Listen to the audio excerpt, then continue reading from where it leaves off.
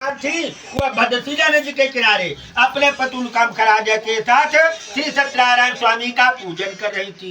इसी समय साधु नाम का बस व्यापार करे बहुत सा धन लादे हुए उस स्थान पर आया और नौका को नदी के तट पर खड़ी करके राजा के समीप जाकर के देखा कि राजा स्त्री सहित श्री सत्यनारायण स्वामी का पूजन कर रहे हैं। उससे राजा से प्रेम पूछा, हे राजन, आप प्रेम पूर्वक किसका पूजन कर किस लिए कर रहे हैं? आप विस्तार पूर्वक मैं सुनना चाहता हूँ। राजा बोले, हे साधु, मैं श्री सत्यनारायण स्वामी का पूजन कर रहा हूँ बंधुजनों सहित।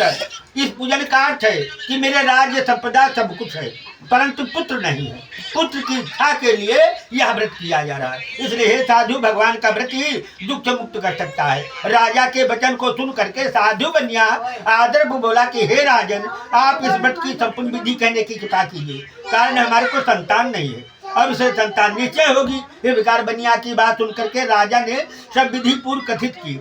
उनसे कहा, साधु बस राजा से सब विधि सुन करके व्यापार से निवृत्त होकर के आनंद पूर्वक अपने घर आया।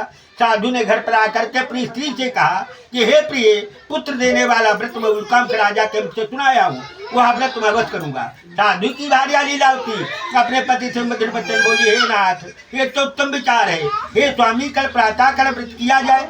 बनिया बोला, अभी बेदंड से न करूंगी, जब संतान होगी तब व्रत किया जाएगा। इसके बाद स्त्री ने प्रश्न किया, क्या पुत्र से धन मूल्यवान है? बनिया का उत्तर सुन करके लीलावती चुप हो गई। अप्रसन्न चित्त वाली लीलावती भगवान के प्रसाद से गर्भवती हुई। 10 मास पश्चात उनके कन्या उत्पन्न हुई। कन्या रथ प्रकार दिनों दिन बढ़ने लगी, जैसे शुक्ल पक्ष का चंद्रमा बढ़ता है। नित्य प्रति कला बढ़ने के कारण उसका नाम कलावती रखा। इसके बाद लीलावती अपने पति से मधुर वचन बोली, हे स्वामी, आपने संकल्प किया था कि संतान होने पर श्री सत्यनारायण स्वामी का पूजन करूंगा, क्या बने करोगे? साधु ने कहा, हे प्रिय, कन्या की बरही छठी इत्यादि में बहुत सा धन खर्च हो चुका है। अब कन्या के विवाह के समय श्री सत्यनारायण स्वामी का पूजन करूंगा। इस प्रकार स्त्री से कह करके साधु वैसे नगर में घूमने चला गया। भगवान की कृपा से कलावती कला बढ़ती गई। अल्पकाल में पिता के घर से हानि हो गई। एक दिन साधु ने सहेलियों के साथ घूमती हुई नगर में कन्या कलावती को देखा और मन में विचार किया कि कन्या विवाह के योग्य हो गई। अतः दूतों को बुला करके कहा कि मेरी पुत्री के लिए श्रेष्ठ वर खोज लाओ। साधु वैश्य की आज्ञा पा करके दूत फल चल देते हैं और कंचनपुर नगर को गए। वहाँ एक वैश्य पुत्र को देखा, उसे ला करके बोले, हे स्वामी, ये बालक है।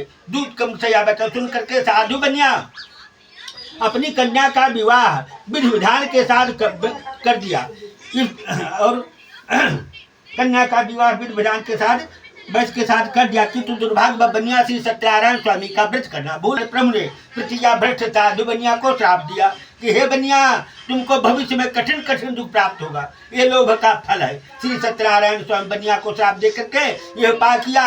एक दिन दो चोर राजा का धन चुरा करके भागे हुए थे। यहाँ पर साधु बनिया अपने दामाद के साथ सोया हुआ था, वहां पहुंचे।